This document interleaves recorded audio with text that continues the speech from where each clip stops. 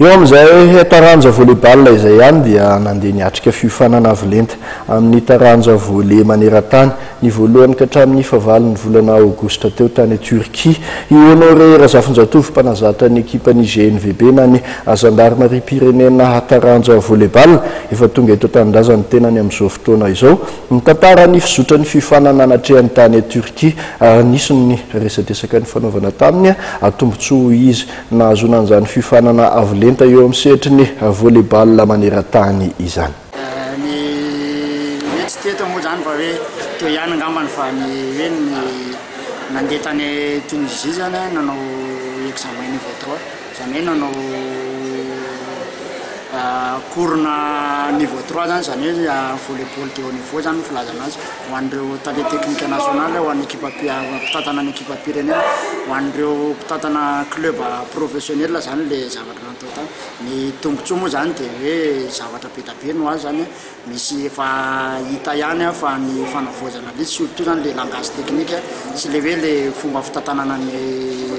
entraînement en général zany mitsindrina manokana tany zany de ny resaka eo amin'ny resaka ny formation zany tokony hoe universel zany tokony mitovy daholo zany mondialement zany zao ny formation ana équipe ana niveau. Ny tombony faharoa zany de resaka préparation physique zay tena important ary ho an'ny sport rehetrarehetra angamba amin'ny mazava ho azy zay zavatra zay. Tombony hoy ianao raha ho an'ny zavatra hoentinao kosa ho an'ny hoe ekipa tantananao eto Madagasikara mety anahoana ny fampiarana ny zavatra azo tany? Fampiarana azy angambany zany hoe resaka matériel fotsiny angambany no hoe fampiarana sisa zany hoe manampy matériel tsy de hoe sarotra zany fa azo amboarina eto amintsika moa zany le izy plinty moa zany ohatra hoe tsy de zatra mampiasa plinty tsika table ny filazantsika anazy angambany mahazatra.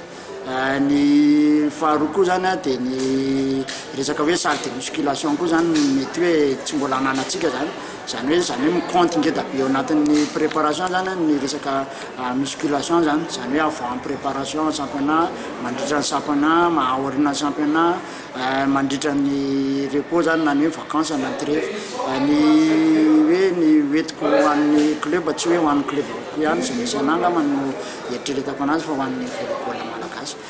efa mifampiresaka moa tamin'ny fédération malagasy ny volleyball de nangataka mba hoe iona amiko ny entraîneur rehetrarehetra eto Madagasikara zay maximum zay tonga eto mandritra ny championnat national de manokana fotoana kely zany izarako zay zavatra azo tany sy ireo document azo